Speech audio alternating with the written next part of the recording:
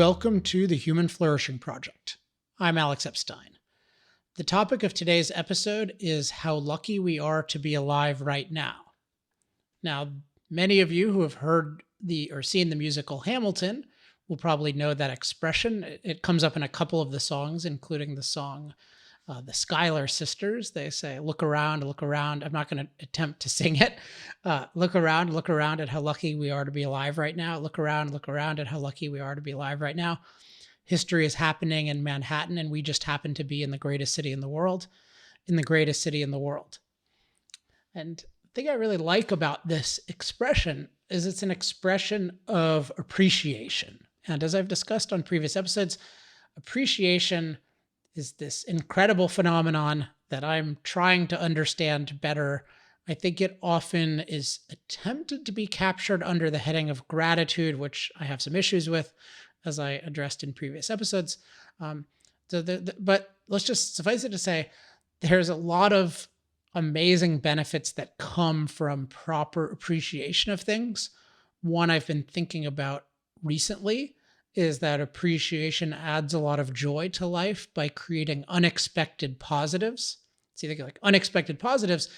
This is in the context that a lot of how we experience life is based on expectations. And so, for example, somebody who expects everything to be easy and to go well and like just positively in their favor, they can have a life that someone else would think, wow, that is amazing, so much happened. And yet the person will be miserable having a set of actions and consequences that other people would say, wow, that is totally amazing. And yet the person's irrational expectations cause them to experience misery. Whereas, somebody else without those kinds of expectations would have, could have the same life and be like, wow, this is amazing. Look how far I've come. Look what I've gotten to experience.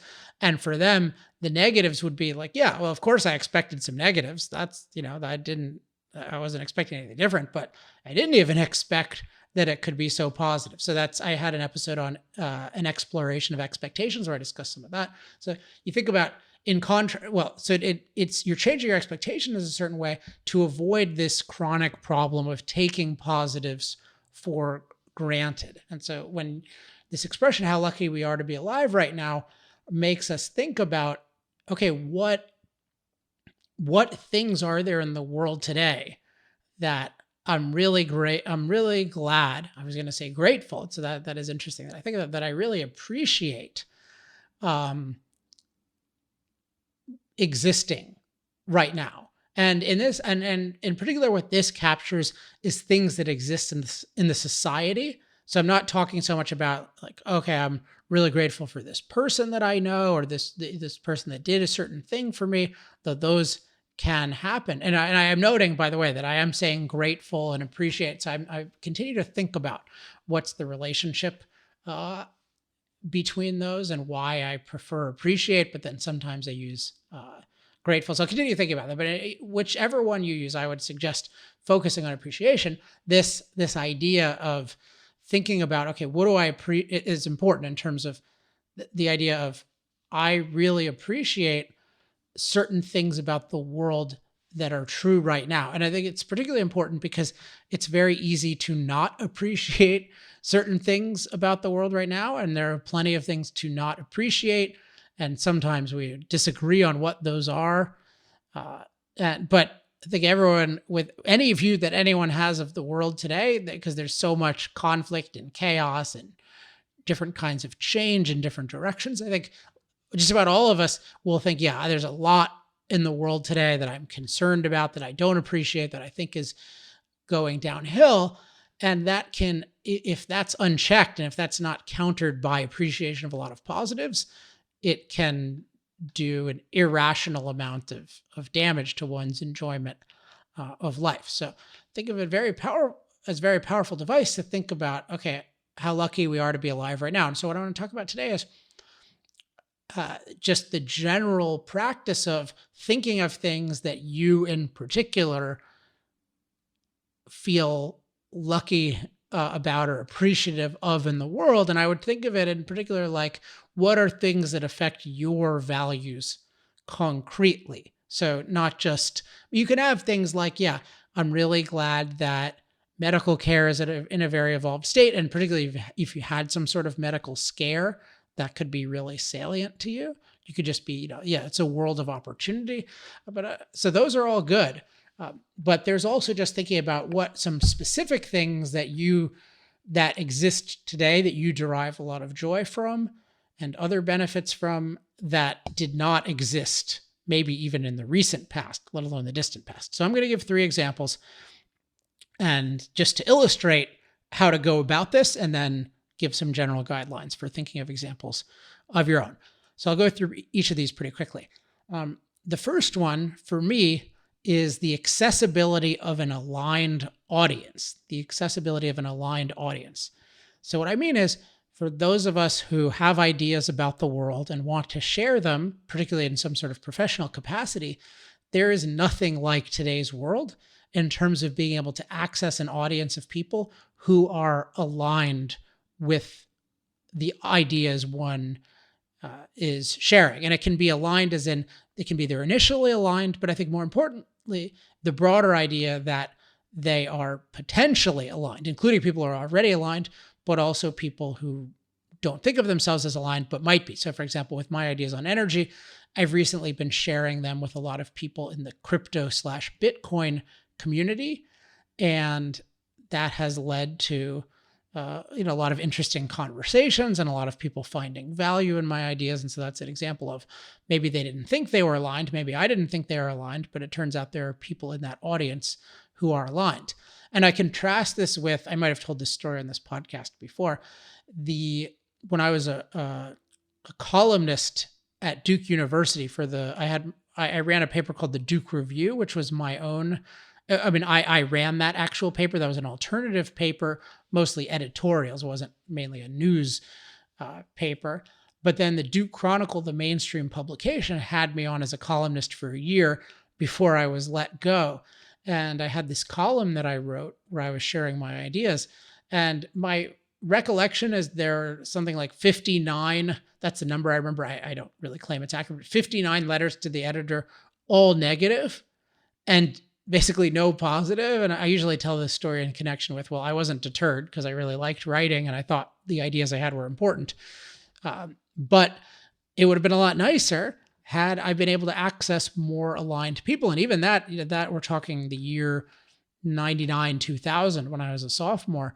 And even then, the infrastructure didn't exist on the internet to really reach all those aligned people versus today with social media, particularly for me, Twitter and YouTube, I would say, are the biggest. I just encounter thousands and thousands, probably tens of thousands, hundreds of thousands of people who are aligned or potentially aligned. And that's something I really appreciate about the world. So there's a lot to dislike about different kinds of social media, but the ability to access an aligned audience, and that's life-changing for me. It allows me to have a career that I could not have at the same scale without that. My second thing is it's another accessibility one, which I think is going to be a big general type of thing to feel appreciative of, is the accessibility of master level jiu-jitsu instruction, and in particular, accessibility of master level jiu-jitsu instruction online. So I think this is when I started jiu-jitsu in 2003, and there was very little in the way of online instruction. And there were different kinds of videos you could get that were good for the time there. But jiu-jitsu has evolved a lot in the past 17, 18 years. And in general, like most of the knowledge that existed at the time was not available. And now what's happened is, particularly through a website called bjjfanatics.com, although there are some others as well, like the best practitioners in the world are sharing their knowledge, and they're sharing it systematically based on a lot of experience as practitioners and as teachers. I mean, the most prominent example of this I've mentioned on a podcast before. It's a guy named John Danaher, who's a philosopher who's had a fantastically successful philosopher turned jiu-jitsu master, who has this fantastically successful team. And then he has, in the past several years, been teaching his systems very effectively on video. And then he has this amazing student named Gordon Ryan, who's unequivocally the best jiu-jitsu practitioner in the world, at least without a gi. That's the jacket and pants. So it's like what we could call submission fighting. Like he's just completely dominant in that to this amazing and inspiring degree. And so he himself is teaching his systems as well. And so he'll go through the different situations in jiu-jitsu and really lay out like, okay, here's how I think about this. Here are the goals I have in mind. Here are the principles I keep in mind. Here are the specific reactions to these situations. And that's just an amazing resource to have. Like if whether you're a recreational practitioner or you want to be the next Gordon Ryan, there's just nothing like this. Even 5 years ago, it's just evolved so much, particularly with Danaher and John Danaher and Gordon Ryan putting this on. So that's just in a world that I'm in. That's just this incredible asset that exists. The final thing I want to talk about being appreciative of is the recreational vehicle revolution. Longtime listeners of the show have surely heard me talk about the One Wheel, which is just about my favorite device in the world, onewheel.com. This is a skateboard-like device with a giant go-kart wheel in the center that self-stabilizes. So it's kind of like a hoverboard, but with a giant wheel in it, like a hoverboard, as in not the hoverboards today, but the hoverboard in Back to the Future 2 that inspired many in my generation. And it's just this amazing thing where it's so intuitive. So, it's fast. It can go over all sorts of terrain. And it really gives this incredible ability to enjoy the outdoors with a lot of excitement. And I would say relatively low risk when you follow the rules and when you develop some expertise on it. And this is not the only thing like this. Now, there are different degrees of safety with some of the things I'll name, but one of the things is paramotoring, which I haven't tried and which is probably not as safe as one-wheeling, but looks unbelievable. So paramotoring is derived from paragliding, which is related to hang gliding, but instead of a hang glider, you have this giant parachute, which I think is quite a bit safer than hang gliding. So you can do that like jumping off a hill and just taking the wind. But with paramotoring, you have this engine strapped to your back that then just can power you anywhere. And we have some near where I live in Laguna Beach, these 3 paramotor guys, and it's just amazing. I know I will totally love it when I do it. I'm still trying to go paragliding, which I'm embarrassed to say I haven't done, even though I've been trying to do it for 9 months. Supposedly the wind keeps failing me, which is funny, given that I'm very critical of attempts to use wind as the dominant source of energy in the society. So they say it's open 300 days a year, but it never seems to be blowing properly when I am available. But with paramotoring, you can go almost any time unless it's really adverse conditions. So that's an amazing one. Another one is hydrofoil surfing. So they have these surfboards where you can just surf on top of waves.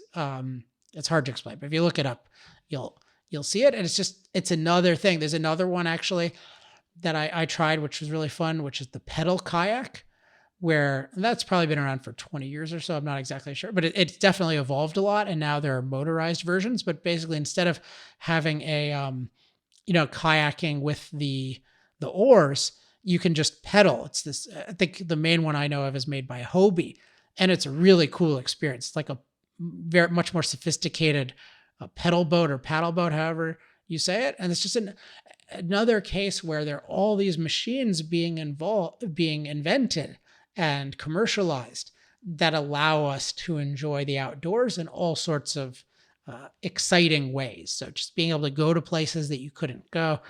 And this may not be universal, but I just really love being outdoors and then having that element of excitement as well, but where I'm really interacting with the outdoors. So where you can feel, you can smell the fresh air and feel the wind and feel the sun on me. So it's not just like being in an enclosed car, although that can be fun as well, or in a plane. It's really being in the open air and just experiencing the outdoors in quite a visceral way.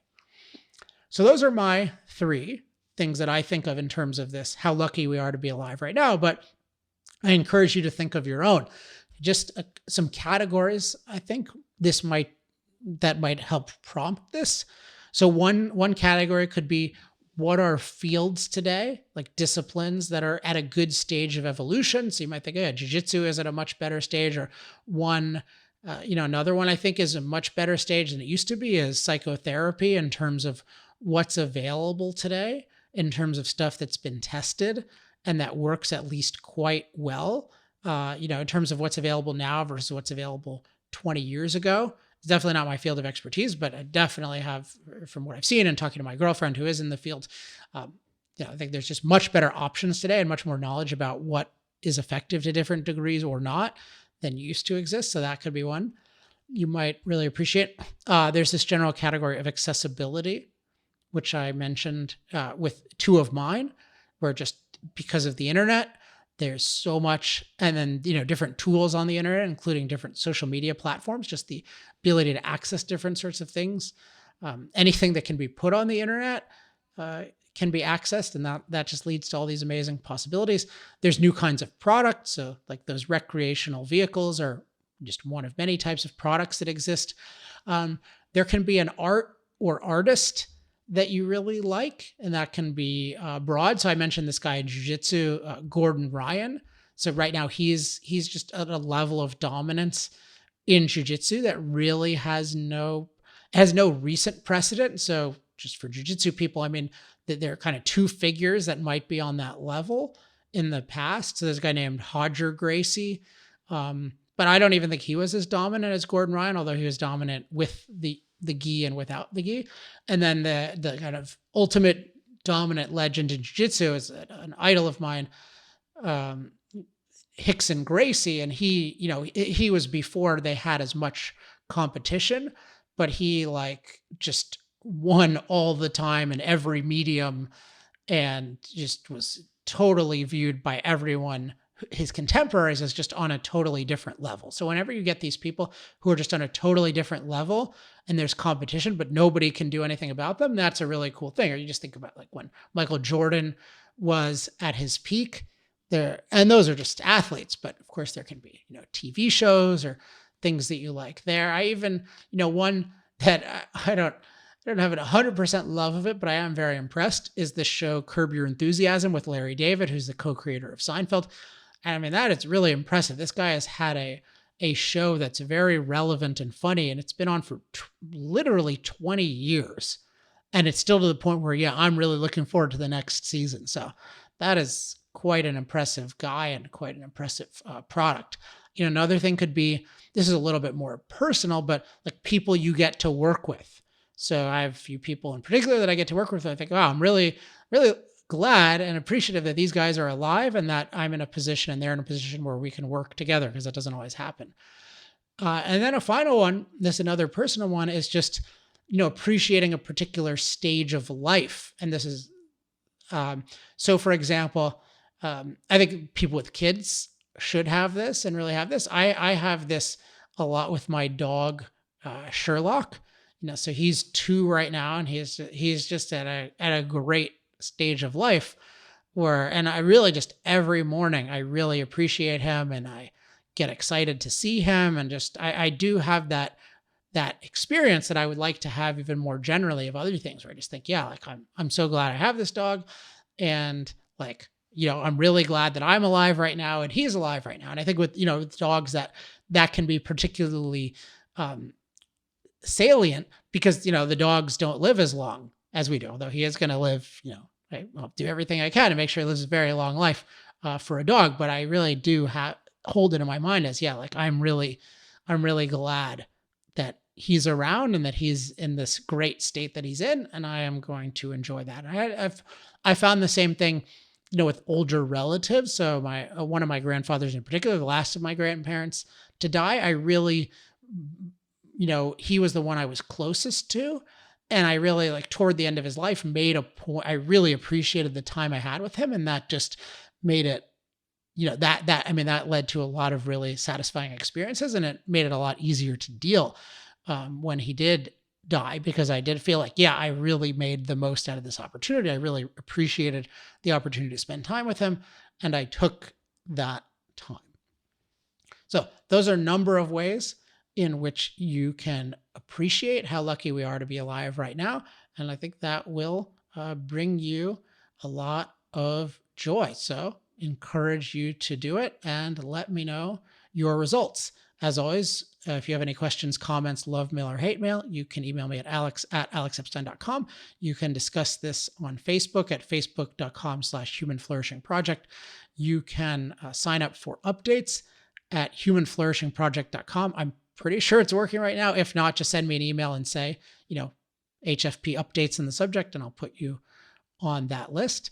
And that is it for this every 2-week episodes. I'll be back in another couple weeks. Have a great time until I talk to you next. Until then, I'm Alex Epstein. This has been the Human Flourishing Project.